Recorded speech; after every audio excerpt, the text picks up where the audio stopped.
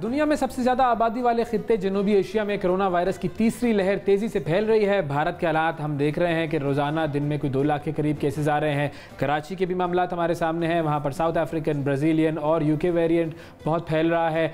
अब ये तमाम मामलात ऐसे हैं कि जिस पे हुकूमत की तवज्जो दरकार है। हुकूमत ज़ाहिर है उसके हवाले से काम कर रही है। क्या काम कर रही है हुकूमत, इस हवाले से हम बात करते हैं। वज़ीर आज़म के मुआविन खुसूसी बराए सेहत डॉक्टर फैसल सुल्तान साहब हमारे साथ मौजूद हैं। अस्सलाम वालेकुम डॉक्टर साहब। वालेकुम अस्सलाम जी। डॉक्टर साहब, सबसे पहले तो बहुत शुक्रिया प्रोग्राम में वक्त देने के लिए।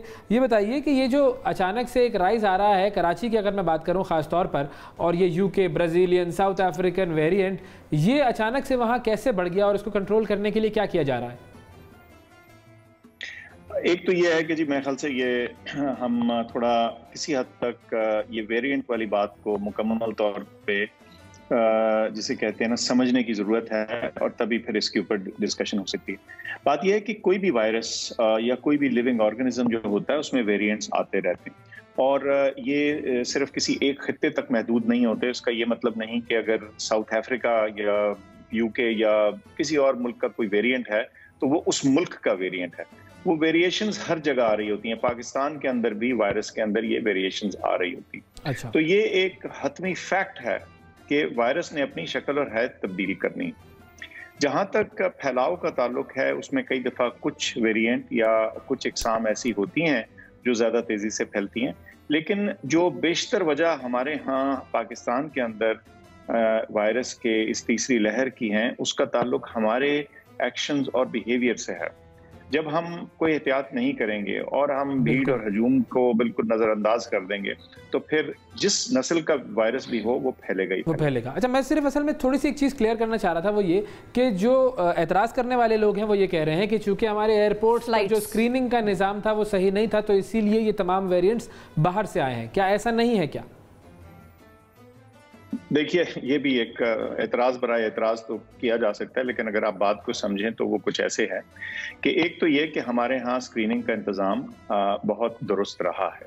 सबसे पहले ये कि हमने पिछले दिसंबर में हमने कुछ फर्दर इसको फाइन ट्यून किया। हमने 3 कैटेगरीज बनाई, कैटेगरी ए, बी और सी।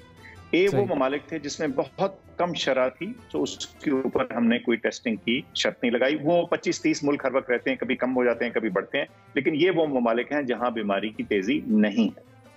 फिर थी कैटेगरी सी। कैटेगरी सी वो थी जहां ज्यादा रिस्क था या कुछ खास वेरिएंट्स का रिस्क मौजूद था, और बाकी तमाम मुल्क कैटेगरी बी में थे। अब हर कैटेगरी बी मुल्क में से आने के लिए शर्त जरूरी थी कि आपने बोर्ड करने से पहले टेस्ट करवाना है और टेस्ट नेगेटिव होना चाहिए। और कैटेगरी सी में इजाफी शर्त ये थी कि आपने बोर्ड करने से पहले भी शर्त करवाना है और टेस्ट करवाना है, और पाकिस्तान में आके भी करवाना है। तो ये टेस्टिंग का एक सारा निज़ाम मौजूद था। लेकिन जहां एक ग्लोबल इंटरनेशनल ट्रैवल चल रहा हो, वहां वायरस को मुकम्मल तौर पे रोकना एक नामुमकिन सी बात है।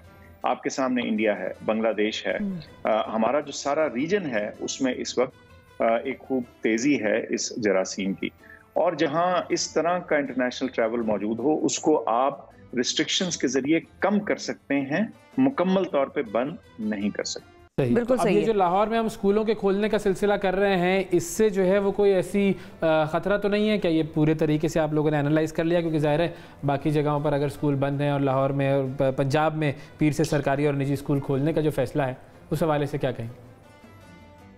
जी, वो फैसला जो है इस वक्त ज़ेर गौर है। कल जो हमारे तालीमी मिनिस्टर्स हैं, वज़ीर साहिबान हैं, वो सारे आप इसमें गुफ्तगू करेंगे। तमाम तादाद शुमार उनके सामने हैं, और मुमकिन है कि इस फैसले को भी गौर से देखा जाए।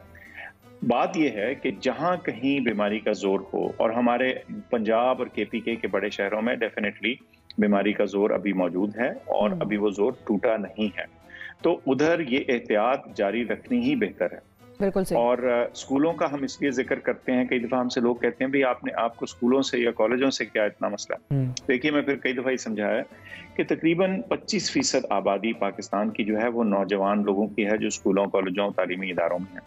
और ये इतनी बड़ी तादाद जो है, जब ये स्कूल जाती है और एक दूसरे से घुलती मिलती है, छोटे क्लासरूम्स होते हैं, तो वहां से बीमारी का फैलाव होता है। बच्चे खुद से शायद इतना ना बीमार होते हैं, लेकिन वो बीमारी को बड़ों में फैला देते हैं, आगे तक पहुंचा सकते हैं। बिल्कुल ठीक है। अच्छा डॉक्टर साहब, ये भी बताइएगा कि वैक्सीन के हवाले से हमारी जो ड्राइव है वो कहाँ तक पहुंची? एक ये भी एतराज़ होता है, वो कहते हैं कि हम लोग मुफ्त की वैक्सीन का इंतजार करते रहते हैं और अपनी नहीं ऑर्डर कर रहे और अपनी नहीं मंगवा रहे। और दूसरा सवाल लोग ये पूछ रहे हैं कि पाकिस्तान में भी बड़े बड़े रिसर्चर्स हैं, बड़े डॉक्टर्स हैं, आपके जैसे बहुत सारे अच्छे काबिल वायरोलॉजिस्ट भी मौजूद हैं, क्या हम अपनी वैक्सीन की तरफ भी कोई काम कर रहे हैं कि हम खुद ही अपनी बनाएं?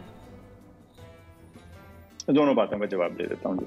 पहली बात तो ये है कि जो वैक्सीन की फराहमी है, वैक्सीन की फराहमी पाकिस्तान में मुमकिन उस वक्त शुरू हुई जब चीन ने हमें डोनेट की, पहले 500,000 मिलियन, फिर फर्दर आई तो तकरीबन 1.2 मिलियन उनकी डोनेटेड वैक्सीन थी। उसके बाद हमने खुद खरीदारी की भी। अक्सर लोग ये भूल जाते हैं कि जो आखिरी 10 लाख की खेप थी ये पाकिस्तान की खरीदी हुई वैक्सीन हैं। उसके अलावा अगले हफ्ते 10 दिन के अंदर, अगले चंद दिनों में मैं कह सकता हूँ, इजाफी सप्लाई वैक्सीन की जो हमारी खरीदारी के जरिए है वो भी आ रही है। और ना सिर्फ के ये खरीदारी के जरिए जो रेडी टू यूज वैक्सीन आ रही है, बल्कि आगे हम फर्दर वैक्सीन मुहैया कर रहे हैं पाकिस्तान के अंदर, जो पाकिस्तान खरीद रहा है, लेकिन वो बतौर कॉन्सेंट्रेट आएगी और वो फाइनली फिल पाकिस्तान में होगी। ये इसको मैन्युफैक्चर करने का एक समझें शुरुआत या एक मरहला आप कह सकते हैं कि कम से कम उसकी एक फाइनल जो लास्ट स्टेप है उसको हम पाकिस्तान में इम्प्लीमेंट करेंगे। अब आते हैं जो असल वैक्सीन को खुद प्रोड्यूस करने का तरीकाकार है। देखिए, इसमें ना 3 हिस्से हैं। एक है इनोवेशन। इनोवेशन से मुराद यह है कि सिरे से बिल्कुल रिसर्च के जरिए वैक्सीन तैयार की जाए। मैं समझता हूं कि पाकिस्तान में उसके तमाम जो हिस्से हैं वो मौजूद हैं, जो कंपोनेंट्स हैं वो मौजूद हैं। हमारे यहाँ लायक लोग भी हैं, लेबोरेटरीज भी हैं, रिसर्च भी होती है। इनको जोड़ने की जरूरत है।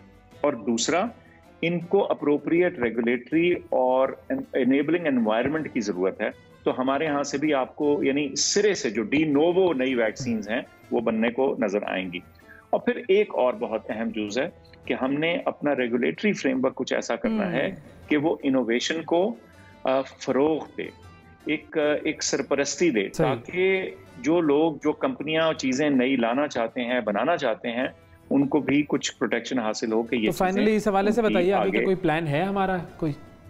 बिल्कुल जी, बिल्कुल है। हम मिनिस्ट्री ऑफ हेल्थ के अंदर भी, और उसके अलावा जो ड्रैफ्ट की रिफॉर्म जिसका मैं जिक्र करता रहा हूँ वो भी बहुत करीब है अब। और इसके अलावा आज सुबह तो एनसीओसी में भी इस टॉपिक के ऊपर हमारी इत्तेफाक से आज ही एक मीटिंग थी, जिसमें वैक्सीन्स को ना सिर्फ के इनोवेशन के जरिए बनाने, मगर दूसरों की इनोवेशन को मैन्युफैक्चर करने का जो तरीका कार है इसको एनेबल करने की भी बात हो रही है। बिल्कुल ठीक है जी, बहुत शुक्रिया अदा करेंगे। डॉक्टर फैसल सुल्तान साहब हमारे साथ मौजूद थे और कोरोना की जो सूरत हाल है और वैक्सीन के बनाने के हवाले से बात कर रहे थे।